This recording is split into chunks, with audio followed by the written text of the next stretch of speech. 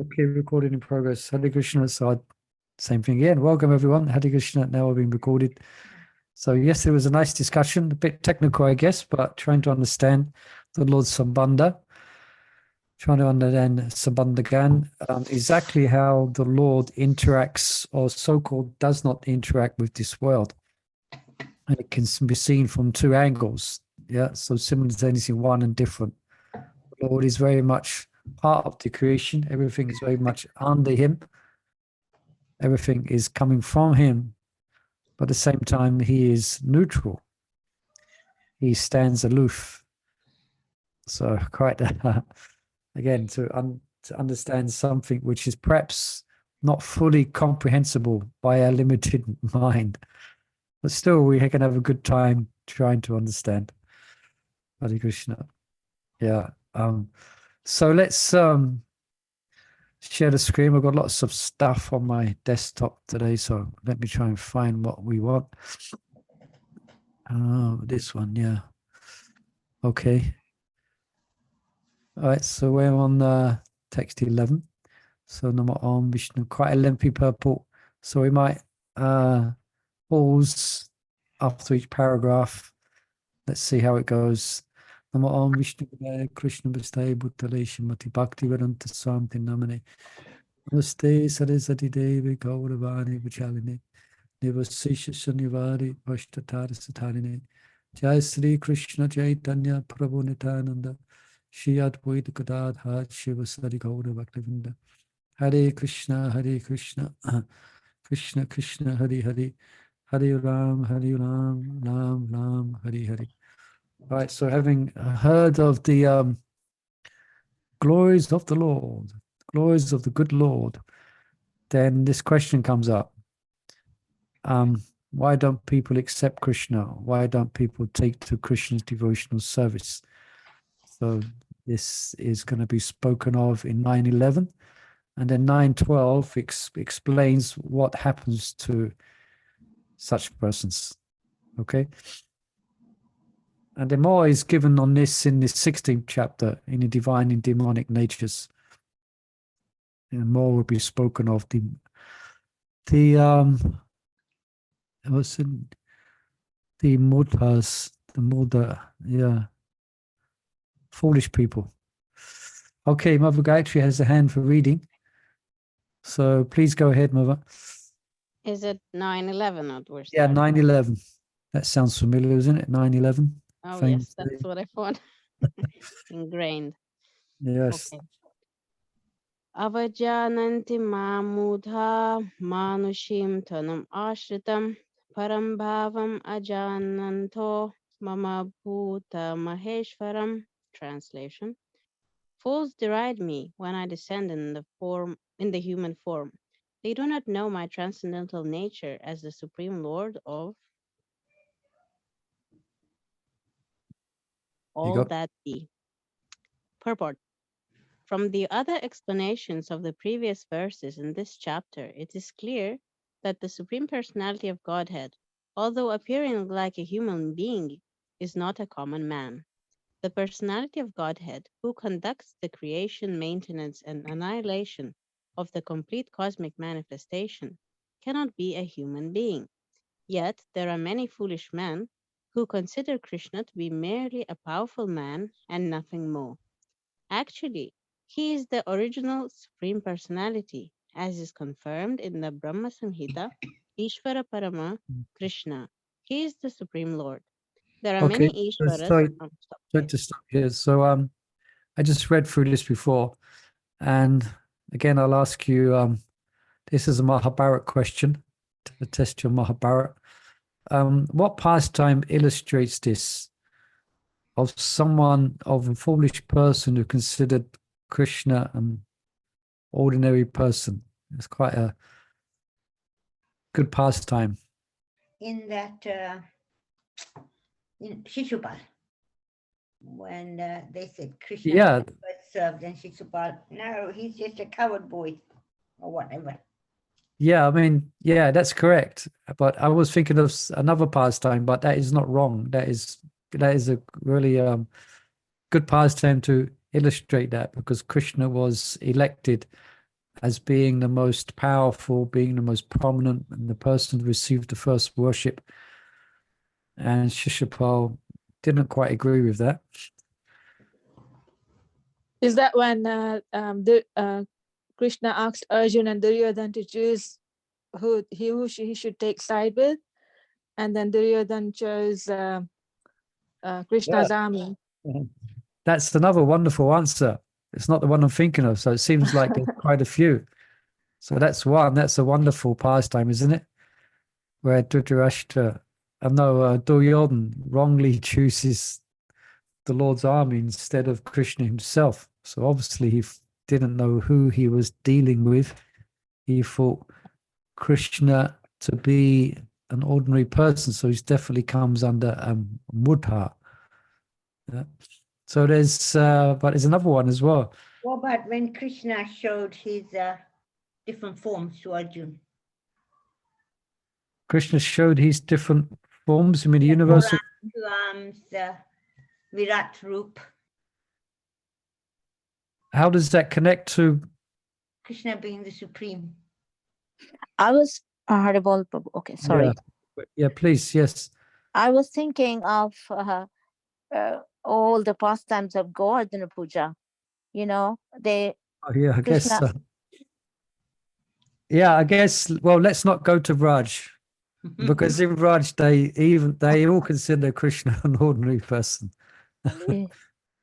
So no, I was thinking, Indra or Krishna Supreme. Yeah, okay.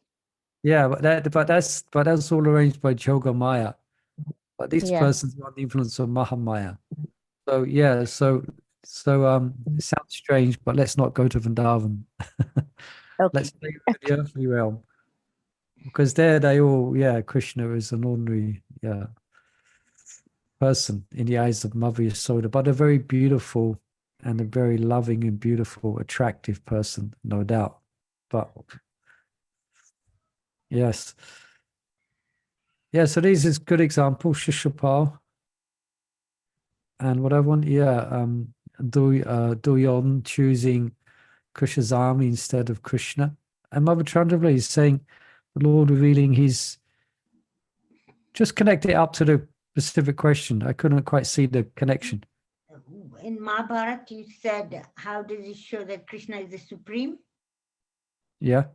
And then I was thinking that Arjun, he then shows Arjun his Virat Roop, and he's like Arjun's. Oh, I understand. So for the people in general. Yes. All right. Okay. Yeah. Okay. Now I understand why you're giving that example. Yeah.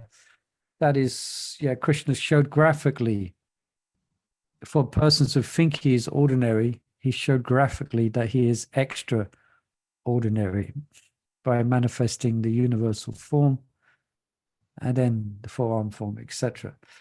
Anyway, I was thinking of the example of when Krishna went on the peace mission just before the Battle of Kurukshetra, a last-pitch attempt to actually stop the war. And foolish Duryodhana tried to capture Krishna, thinking him no more than a powerful person. He tried to capture him. And then what did Krishna do? He showed his form. Yeah, he showed a universal form, not a universal form. But still, foolish Duryodhana considered it no more than some mystic power, So yet there are many foolish men who consider, so what to speak of now? This is when Krishna was even present. So what to speak now, people look at the historical Krishna. All right, yeah. Okay, so you can continue reading Mother Gayatri. Okay. There are many Ishvaras, controllers, and one appears greater than another. In the ordinary management of affairs in the material world, we find some official or director, and above him there is a secretary, and above him a minister, and above him a president. Each of them is a controller, but one is controlled by another.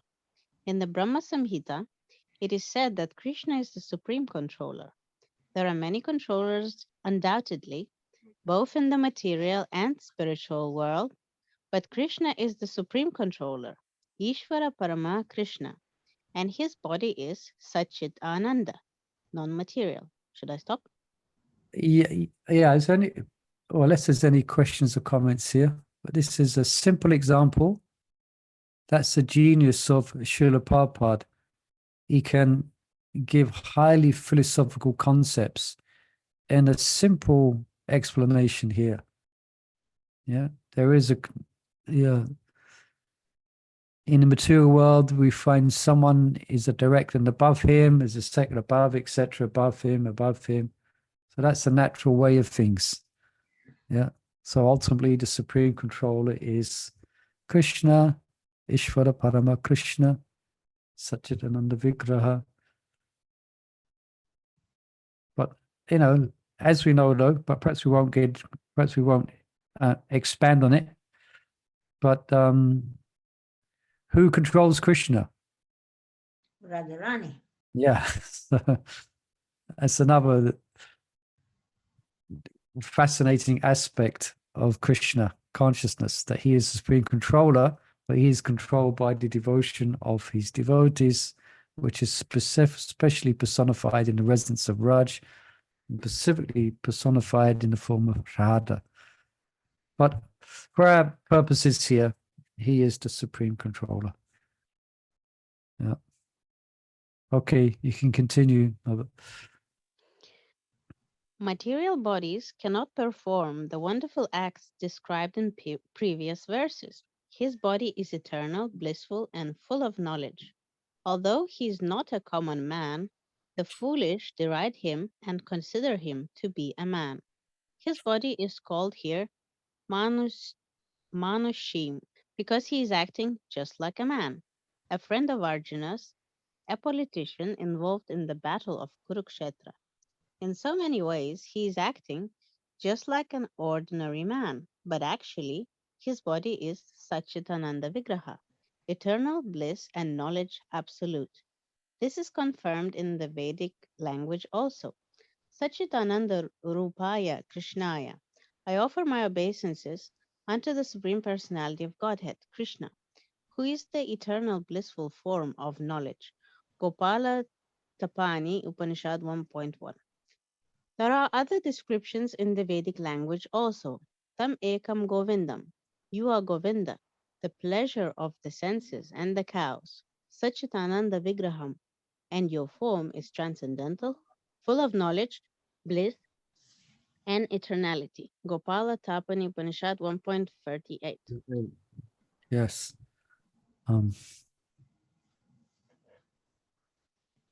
Should I continue? Yeah. Okay.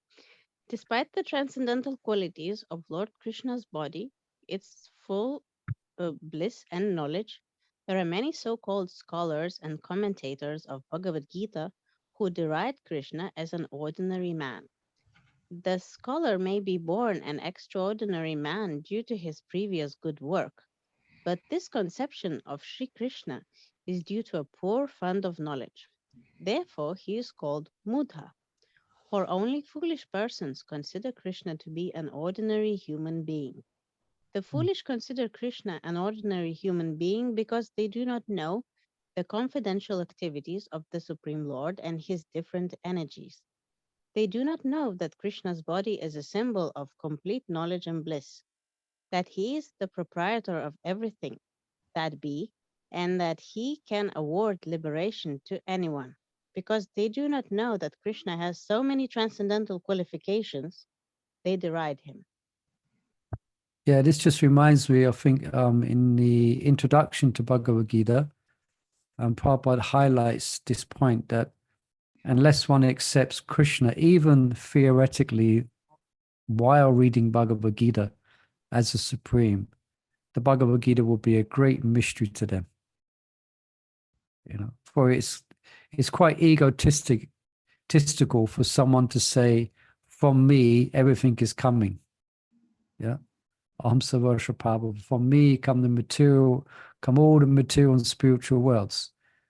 So if you're thinking of Krishna to be just a ordinary person or philosopher, that's that statement would indicate, what's it? The word is called there's a technical word for being proud. It's called a medical word for delusions of grandeur. You know, some people actually think they're the king of England or they're the queen of England, you know, and they're convinced of it. And if you tell them otherwise, they will be offended. So they have a psychological problem. It's called delusions of grandeur. So so they will get prescription drugs, to deal with their condition. The doctor will go, okay, very nice, that's very nice, okay. All right, so you're the prime minister, that's very nice. So you just take these pills and everything will be all right. You know, delusions of grandeur. So if they think Krishna's an ordinary person, then they won't make sense of Bhagavad Gita. And anyway, I'm just remembering as well, many years ago, I was on Sankirtan. We used to go to Hounslow, one town. There's lots of Hindus there. It's right next to the airport, and etc. And there used to be one lady who you had to look out for. She would come, and she came from Mauritius, I think. And she used to come marching towards the Sankirtan devotees with almost like flames coming out of her eyes. And it's interesting because she would come and she would directly start speaking about Krishna in an angry mood. But the way she would, dare I say it, blaspheme Krishna was like out the Krishna book. She would say, that Krishna, how many wives does he have? You tell me, how many wives does he have? So yeah, he killed this person. So it sounded like she accepted all the Leela and pastimes of Krishna. It was like she come out of Krishna book or something. And she was that Krishna, and she was some type of Christian. And she was obviously brought up in the Vedic, in Hindu tradition. So she was familiar with the pastimes. So I just remembering that when she would come, and we'd often have a bit of a laugh amongst ourselves when we would see her coming. Yeah, and one time I did something I shouldn't have done, actually. There was one friend of mine. Sorry, I'm going off the track here, but Mangala Hari Prabhu, don't know if you know, he's a godbrother of mine, very sweet devotee. And he wasn't doing much on books. And so I saw this lady coming. And I said to him, you see this lady coming? She always gives a really nice donation. So you should go and stop her. So he went and stopped her, and she unleashed this whole Krishna guitar, speaking about Krishna. Anyway, she didn't give a donation. But anyway, why am I bringing that up? It just reminded me, some people today, they're aware of Krishna. And even this lady was aware of his pastimes, his historical pastimes. And she was chiding him for having, how many wives does Krishna have? 16,108, no? Yeah, 16,108. And she was chiding Krishna for having so many wives. She obviously doesn't understand who Krishna is. She was thinking, I mean, how can you, I mean, if someone has 16,108 wives and all the wives are completely happy and all maintained very nicely, then perhaps the conclusion might be, perhaps this person is extraordinary. Perhaps he's got, but this lady, she couldn't see that. Yeah. Anyway, could go on. Actually, I was like that. Yeah. When I used to go, to the when the devotees came, and then I go and listen to pravachan, and they have to be humble and pride and ego and all that kind of things you'll hear. How we should live it. And then you come home and you read Bhagavad Gita, and there Krishna is saying, I am this, I am that, I am this, I am everything. Then I couldn't connect it, Yeah, it sounds a bit egotistical, huh? Yeah, I was just reading and I just think, but he's telling one side that you have to be humble, tolerant, and the other side, he's the one who's saying, I'm Like, yeah, making all these phenomenal. that. Yes. So yeah, it's not. Surrender to me, you know, Yeah, for a because while. yeah, if someone says that they are that all the universes come from me, then you might think they're not very humble. That's it. Yeah. So that's why Bhagavad Gita is so bewildering to those who do not accept Krishna's divinity. Mm. And Krishna addresses it here directly in his conversation with Arjuna. Yeah, there are such persons, and Krishna's classifying them accordingly here. You know. Buddhas. Yeah, mudas. Yeah. Right. Anything else on this? Otherwise, we can continue. Yeah. They do not know Krishna's body is a symbol of complete knowledge and bliss. Complete. Yeah. Okay. We can continue, Mother Gayatri, with nor do they know. Okay. Nor do they know that the appearance of the Supreme Personality of Godhead in this material world is a manifestation of his internal energy. He is the master of the material energy. As has been explained in several places, Mama Maya Duratyaya, he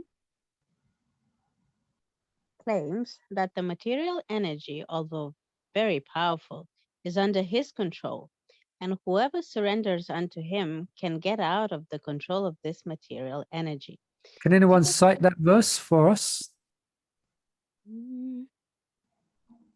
can't remember at the beginning. Can you say the first Devi, word? yeah. Devi Maya, Mam Maya Duratya. Yep. I can't remember that. Someone else can finish the last two lines. Yeah. Devi Maya. Gunamaya mama ratyaya mam eva ye papadyante.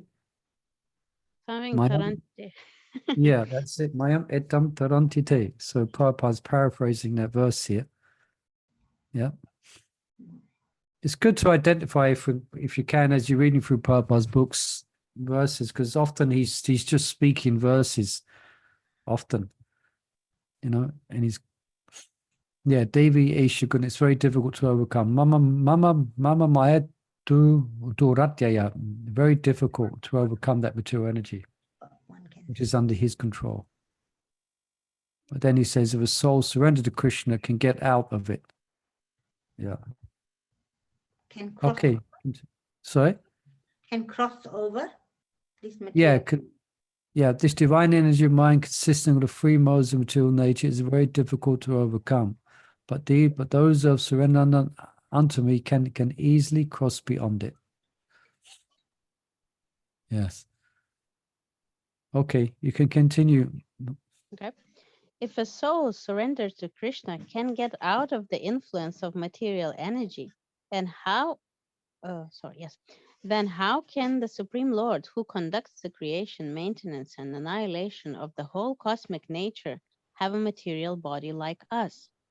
So this conception of Krishna is complete foolishness.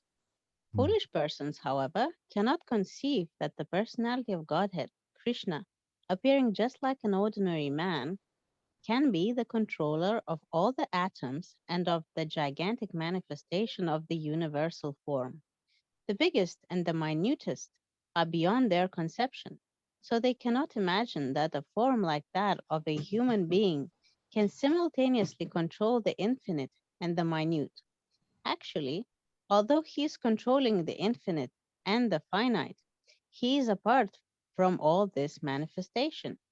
It is clearly stated concerning his yogam Aishvaram, his inconceivable transcendental energy, that he can control the infinite and the finite simultaneously, and that he can remain aloof from them. Although the foolish cannot imagine how Krishna, who appears just like a human being, can control the infinite and the finite, those who are pure devotees accept this, for they know that Krishna is the Supreme Personality of Godhead. Therefore, they completely surrender unto him and engage in Krishna consciousness, devotional service of the Lord. Yeah. Okay, so this is going back a little to the verses that we have just read. Yeah, and just this here in the beginning here, it's quite obvious, yeah, if let me just,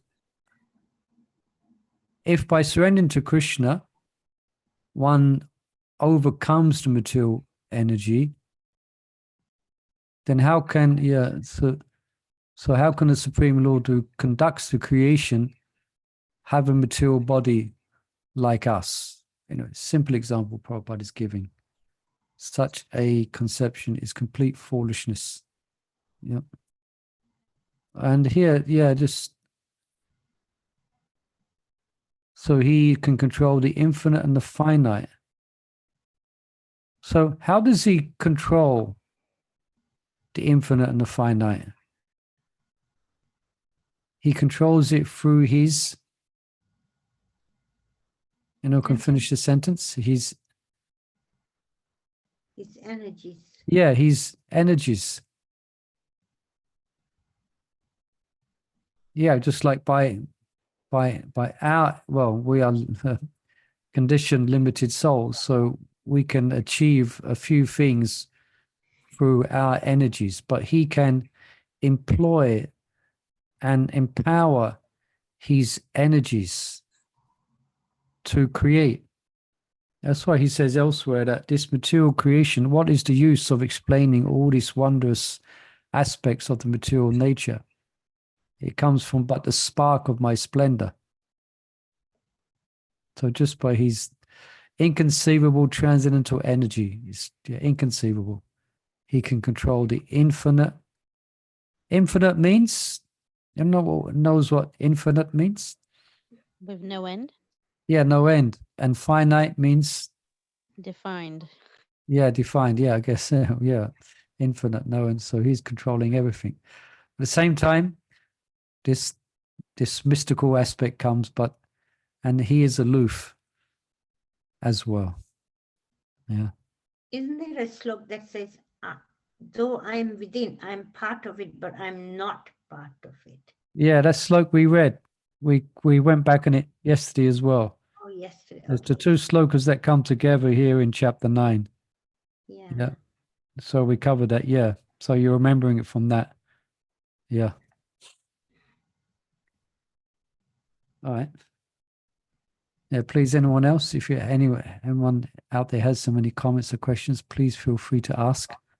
Otherwise, we'll continue. A quick question. Yes. He says everyone is in me, but I'm not in them, but he kind of is in the heart.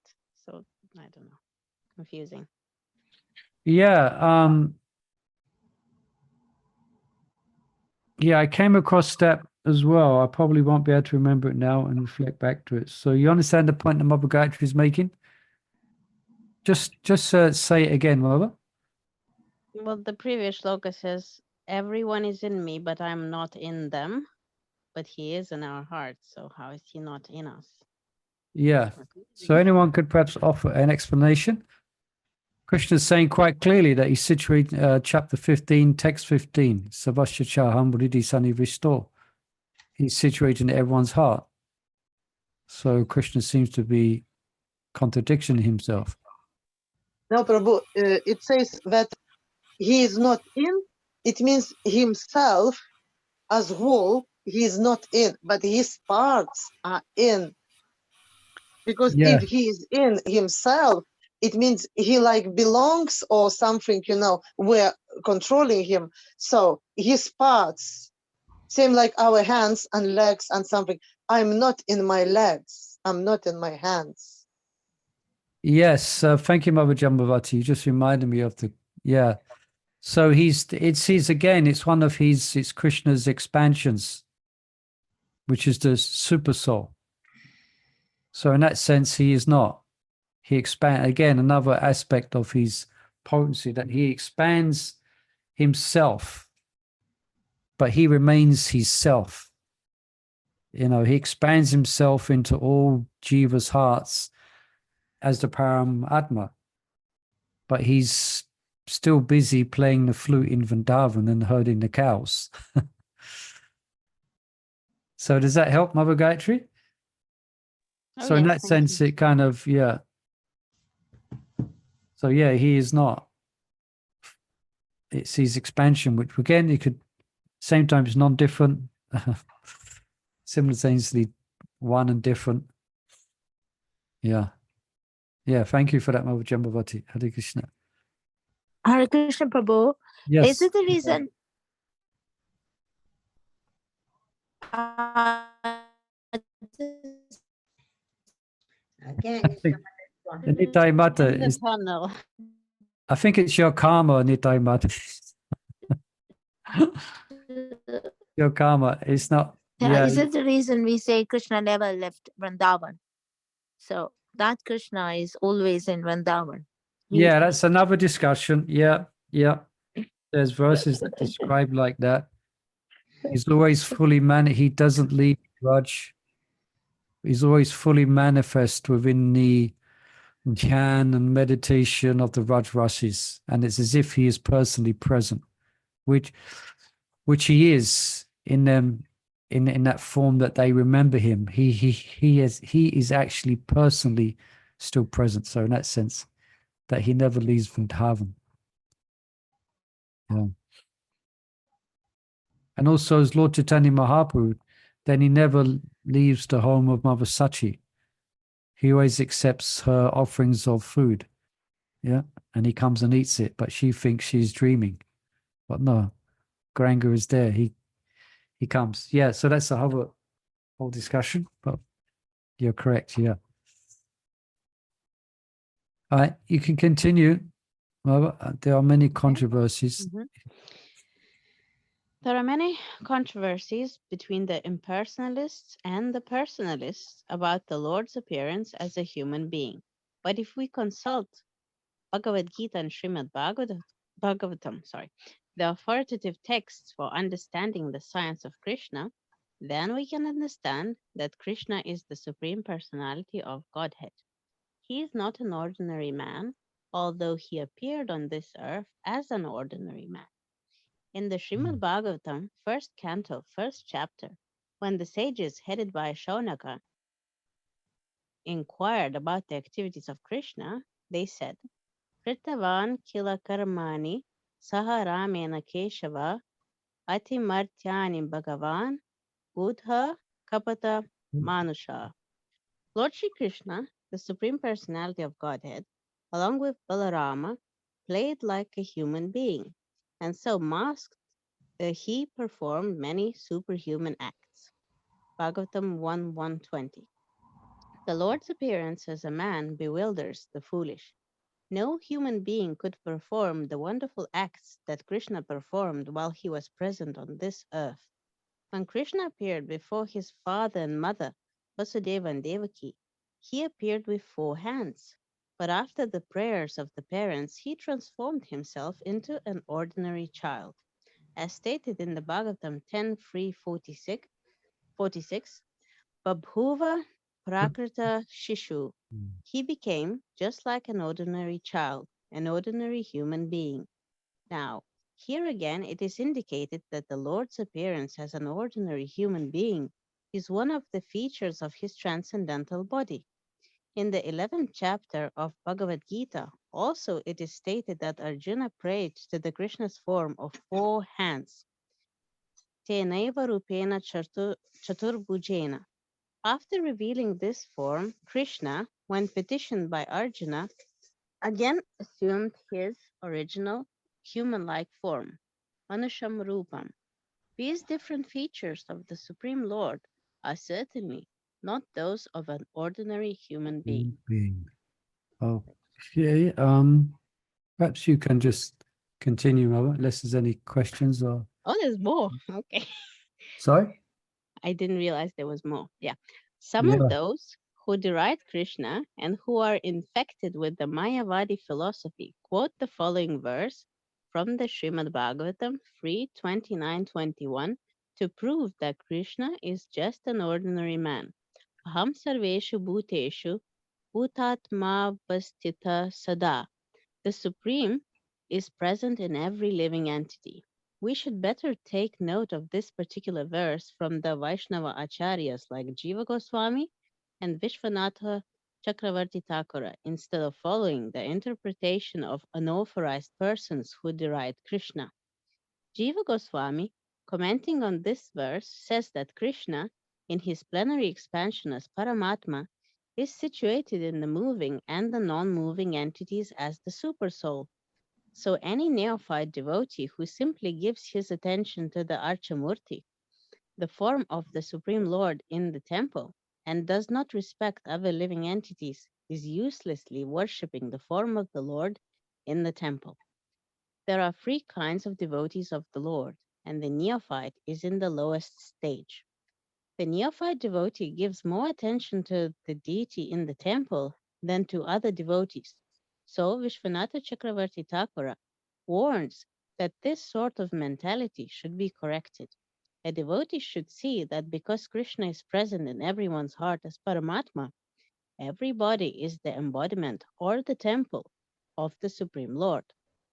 So as one offers respect to the temple of the Lord, he should similarly properly respect each and every body in which the Paramatma dwells. Everyone should therefore be given proper respect and should not be neglected. Yeah, There are okay. Mhm. Okay, Mo, you can just finish this, then we can comment on it. There's only one There are paragraph. also many impersonalists who deride temple worship. They say that since God is everywhere, why should one restrict himself to temple worship? But if God is everywhere, is he not in the temple or in the deity? Although the personalist and the impersonalist will fight with one another perpetually, a perfect devotee in Krishna consciousness knows that although Krishna is the Supreme Personality, he is all-pervading, as confirmed in the Brahma Samhita. Although his personal abode is Goloka Vrindavana and he is always staying there, by his different manifestations of energy and by his plenary expansion, he is present everywhere in all parts of the material and spiritual creation. Yes, thank you, Baba. Nice reading. So just this last sentence, what we was explaining, yeah, by his different, we asked a question, how does he actually do it? So how do you do that, Krishna? How do you? Well, he does it by his different manifestations of energy. And his plenary expansions, then there's expansions of his expansions. In that sense, he's present everywhere. Sometimes Prabhupada would give a simple example, again, in Prabhupada's genius into communicate these very difficult to comprehend tattvas, is that just like a king, by his energy, then the kingdom is being run, or a CEO, say, by his energy. It is a material example. I mean, it has its limits, but it's relevant because by his energy, everything is going on. By his direction, the whole kingdom is being run. So similarly, it's a material example, but we can get some idea of the Krishna's situation. But I just wanted to come here. Perhaps you can help me to understand, because it's a bit, let's see here. Let's just read this. Some of those who deride Krishna and who are infected with the Mayavad philosophy quote the following verse from Srimad Bhagavatam to prove that Krishna is an ordinary being. And then Prabhupada quotes it. Then the translation is this: the Supreme Lord is in every living entity. So for me, that seems to substantiate, I don't know what I'm trying to, how am I trying to say? How does this statement prove that he is an ordinary being? You understand? They are to prove he's an ordinary being, then they quote this. Aham Shaveshu Bhuteshu Bodhatma Ishvara Sataha. The Supreme is present in every living entity. That doesn't, to me, sound like a statement. The impersonalist of someone saying it's saying he's an extraordinary person. And I've got the verse here. I just looked it up. I am present in every living entity as a super soul, If someone neglects or disregards that super soul everywhere and engages himself in the worship of the deity in the temple, that is simply imitation. Then Prabhupada quotes, then he refers to this further on. Anyone understand the question which I'm asking? Maybe they mean that he's in the Please. material body, so he's of matter. Maybe like that. Maybe, yeah. Yeah, this, yeah, the Supreme is present in every living entity. So you're saying he's compromised his spiritual, God has, I thought, Maybe it's their interpretation. I have no clue. yeah, the Supreme is present every. We should better take note of this particular verse from Vaishnavas like Jiva Goswami, Vishnu Chakravarti Thakur, instead of following unauthorized persons. Can we not connect it with Mayavadi philosophy? Yeah, We but all I'm sure. Krishna's, right? And then Oh, it's, yeah, that yeah, could be. Let's like, so God's everywhere, and we're all God. yeah. We're all, yeah, there is only one consciousness, and that is the consciousness of God. I was reading that today. So one commentary, the Supreme is present in every living entity. I guess, yeah. So all living entities, yeah. It's just a declaration of all being of all living entities being God. So he's not over and above. Yeah, I think we're getting. He's not over and above anybody else. Mm. His divinity is kind of cancelled because he's mingling between matter or something like that. Yeah, that's some of his divinity, because therefore he is compromised, and he is just like the jiva who's situated everywhere. Okay, so confusing philosophy for devotees is the Mayavad philosophy, how they come to such conclusions. Yeah, okay, all right. So I think we've got some insight into that. Yeah, any other But questions to or say that comments? Krishna is just an ordinary man, because like Mayavadi, I'm Krishna, you Krishna, we're all the same. Yeah, the Supreme is present in every living entity. Yeah, actually, I met a classic Mayavadi the other day. I was gave, what was it? I was speaking, I think I gave a class in the temple room, and I was speaking to one devotee, and we went outside the temple. That was after class or something. We went outside the temple by the coats, and I was giving some advice to one person. Yeah, it was after lunch program, and one young Indian man was just he was asking me. He was quite bewildered about having to choose a wife and things sexually. He's completely bewildered. Obviously, he needed and desired to get married, but he was all bewildered how to go about it. So I was trying to give him some advice. And then this young man, perhaps in his 30s or 40s, he kind of heard the conversation. And it was a classic Mayavadi. He said words to the effect, well, you don't understand. You should understand that the Supreme, and you shouldn't be concerned because the Supreme is within you, and he is part of you, and everything is part of him, and you are one. So please understand that there is no distinction. All distinction is an illusion. And he was going on like this. Classic Mayavadi, What did I do? Well, I just had to hear him out until we ran out of steam. It wasn't even worth getting into a conversation with him, because he was a bit maddened as well, actually. He was a bit crazed. So I didn't really take up the challenge or the conversation with him. Anyway, like that. So there are people who are Mayavadis. The Mayavad philosophy is out there. So, yeah. Anyway, anything else we can bring out from here? Otherwise we can 1:45. We can go on to 9:12. And so again, as I mentioned in the beginning, so what happens to those who are bewildered in this regard? Yeah. And I was reading the Acharya's commentaries on one we just read as well, that the reason they're bewildered is because of sinful activities. Yeah, because there's a consequence of sinful activities going back many, many lives, and then they become foolish and consider Krishna an ordinary person. So then this verse 12, so what happens to those who are in bewilderment? Then they disrespect Krishna's form. Yeah, they think it ordinary and think him ordinary. So this is what happens. Right, someone like to read this one? 9:12.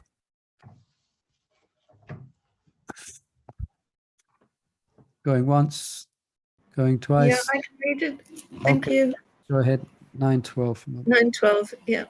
Magasa moga karmano moga jnana vichetasa raksasim asurim jaiva prakutim mohinim shrita. Those who are thus bewildered are attracted by demoniac and atheistic views. In that deluded condition, their hopes for liberation, their fruitive activities, and their culture of knowledge are all defeated. Purport by Srila Prabhupada, Jai Srila Prabhupada. Right. There are many devotees who assume themselves to be in Krishna consciousness and devotional service, but at heart do not accept the Supreme Personality of Godhead, Krishna, as the absolute truth. For them, the fruit of devotional service, going back to Godhead, will never be tasted. Similarly, those who are engaged in fruitive pious activities and who are ultimately hoping to be liberated from this material entanglement will never be successful either, because they deride the Supreme Personality of Godhead, Krishna. In other words, persons who mock Krishna are to be understood to be demonic or atheistic. As described in the 7th chapter of Bhagavad Gita, such demonic miscreants never surrender to Krishna. Therefore, their mental speculations to arrive at the absolute truth bring them to the false conclusion that the ordinary living entity and Krishna are one and the same. With such a false conviction, they think that the body of any human being is now simply covered by material nature, and that as soon as one is liberated from this material body, there is no difference between God and himself. This attempt to become one with the Krishna will be baffled because of delusion. Such atheistic and demoniac cultivation of spiritual knowledge is always futile. That is the indication of this verse. For such persons, cultivation of the knowledge in the Vedic literature, like the Vedanta Sutra and the Upanishads, is always baffled. It is a great offense, therefore, to consider Krishna, the Supreme Personality of Godhead, to be an ordinary man. Those who do so are certainly deluded because they cannot understand the eternal form of Krishna. The Brihad Vishnu Smriti clearly states, Yoveti Bautikam Dayam Krishnasya Paramatmana Sa Sarvasmad Bahiskarya Shrota Smarta Vidanata Vukam Tasya Valokyapi Sachelam Snanam Acharat. One who considers the body of Krishna to be material should be driven out from all rituals and activities of the Shruti and the Smriti. And if one by chance sees his face, one should at once take bath in the Ganges to rid himself of infection. People jeer at Krishna because they are envious of the Supreme Personality of Godhead.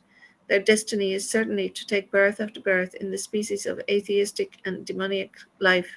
Perpetually, their real knowledge will remain under delusion, and gradually they will regress to the darkest region of creation. Wow. Dope. Okay.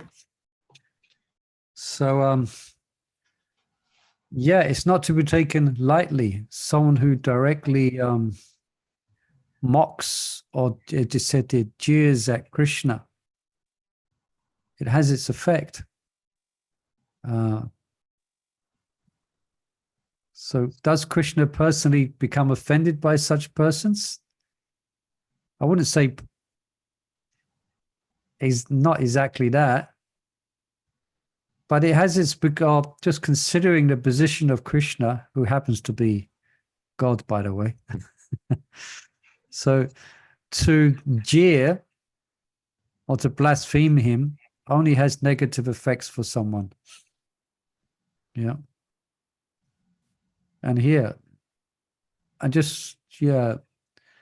that deluded condition, so they're bewildered, they're attracted by demonic and atheistic views. So atheistic views are on par with demonic views, at least according to the standard of Bhagavad Gita and Krishna. Yeah. So here, I'll just read something here. I'll just go here first. Sorry?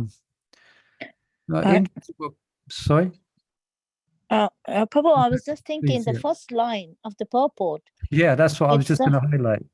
Oh, that's really something to think about properly. Yeah, there are many devotees who assume themselves to be in Krishna consciousness and devotional service, but at the heart do not accept the Supreme Personality of Godhead, Krishna, as the absolute truth. So I tend to think here, I would tend to think that Prabhupada is not exactly speaking about sadhakas, those who have taken up or those who have taken initiation and are chanting 16 rounds. At least I presume Prabhupada is not referring to those persons. And I was just looked here. I think I read this from Vishnu Chakravarti Thakur, and I think Prabhupada might be referring to the following. So Srila Vishnu Chakravarti Thakur explains that if one is practicing Astanga Yoga for liberation, or if one is practicing Karma Kanda rituals for material well-being, or if one is practicing Jnana Yoga for knowledge and Brahman realization, all his aspirations will be crushed if he misunderstands Krishna's form to be material. No success is awarded to those refusing to accept Krishna's transcendental form. So such persons, these persons, the Astanga yogis or some practicing Karma Kanda, they might, if you meet them, often they will consider themselves to be just like us, bhaktas. They're on the path. And so they may take up worship of Krishna to suit the ends of their particular path. Yeah. So they assume themselves to be devotees, but actually they're not.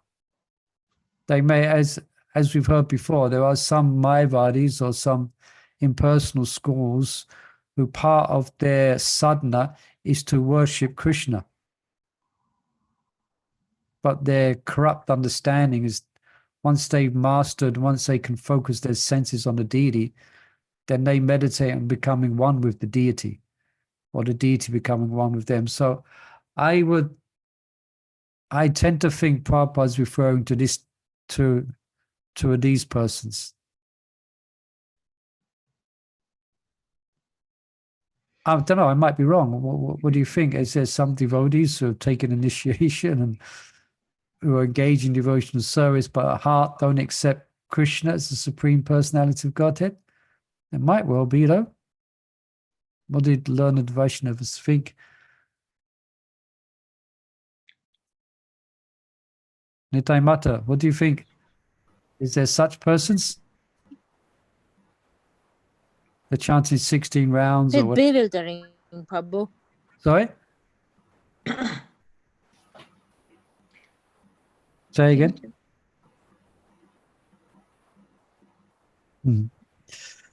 Can't hear. There might be some devotees like that, but they only are devotees temporarily until they get what they actually came to Krishna consciousness for. Yeah, that's a good point. Yeah, and they cannot, I think Prabhupada said that in another purport that we read, isn't it, recently, that they cannot continue the path. Once they satisfy their specific desire or whatever, then they do not continue the path. So yeah, I think that's what Prabhupada may be referring to as well. Because I have an unpopular opinion later. Sorry, Mabhagayatri? I think we're all these devotees, because if we're fully convinced that Krishna is the Lord, our lives would be completely different. This is a good point. Quite a good point. Yeah, perhaps it's us. Because if we accept absolutely Krishna's position, perhaps we would fully surrender. So that's worth reflecting. That's worth thinking about. There are many devotees who assume themselves to be in Krishna consciousness, but at heart do not accept the Supreme Person, Godhead Krishna, So we have to come to that stage before we can go back to Godhead. Yeah, so that's a good point to reflect. We do want to be fully, but are we? That's the question, you know? Yeah, yeah. That's a good self-reflective question. Yes. And here as well, Prabhupada Burijan, he mentions there's one modern politician wrote a commentary on the Ramayana and said that Lord Ram, by acting as a Kshatriya and fighting to protect Sita Devi, proved the omnipotence of the modes of material nature. How? Because by acting in that way, claimed the author, the Lord revealed that even when God descends into the material world, he becomes controlled by the modes of nature. How foolish. How can God be controlled by his own energies? All right. So that person who dared write a commentary on the Ramayana is an atheist, yeah? He's wrote a commentary on the Ramayana, and his conclusion is that Lord Ram lost it. He got infected by the modes of passion and ignorance and became attached to Mother Sita. You know? So this is one such person who probably, yeah, he wrote a commentary on Ramayana, and that's his conclusion. Yeah. So he continued, the hopes, knowledge, and fruitive desires of one who thinks in this way are destroyed by such inappropriate, illogical, and demonic conclusions. Mayavadis who say that Brahman, affected by the mode of goodness, becomes Ishvara and incarnation, are particularly ruined. What about those who do not accept Krishna as he revealed himself? And that's the next verse, okay? So we won't get it. Yes. All right. I was also please, thinking yeah. that when one's chanting, what's one desiring, what's one thoughts are. So then you get according to what you're thinking. Yeah. So there should be, yeah. I was speaking to a young devotee the other day, actually, trying to explain to him that the mantra he's chanting has a meaning to it. And you should have the meaning in mind. He was quite surprised. So the meaning is we are calling out for Krishna's service. That's the meaning. But he wasn't chanting with that. He was just getting the mantra out, getting the mantra out, as quick as possible. Hare Krishna, Hare Krishna, just to get it out. But he wasn't meditating on the meaning. So he was even surprised when I told him the meaning of the Maha Mantra. It means you're asking for something. So you have to put that in. You have to keep that in mind. You're actually asking to be engaged in service. You're not just getting the mantra out as quick as possible, before the end of japa. You have to. Okay, so we've got to start somewhere, I guess. So, all right. Shall we pause there? Yeah. We can pick it up next week. So again, next week we're beginning with, so what about those who do not accept Krishna as he revealed himself? So more is going to be said, okay, in 9:13. I think then it starts, okay, no, 9:13. Huh? Oh, excuse me. What about those who do accept Krishna as he reveals himself? So what about those? And this is this verse. Mahatmastu Dhammapada Devim Prakritim Ashita Pajanti Eno Manasoka Natva Bodhim Avayam. Yeah. They are under the protection of the divine nature. Devi Prakriti. So things get a bit more positive next week, okay? All right. Okay, thank you everyone. Thank you. Nice reading of Bhagavad Gita. And please join us for tomorrow if you can for Brihat Bhagavatam Rita. We're hearing about about the tattva behind worshipping the deity form of the Lord. So please join us for that. You can, okay? Thank you. Srila Prabhupada ki jai, Bhagavad Gita Praise ki Lord jai. Mahaprabhu Srila ki Prabhupada jai. jai. Hare Krishna, Hare Krishna, Krishna Krishna, Hare Hare, Hare Ram, Ram Ram Ram. Ram Ram Hare Hare. Ram.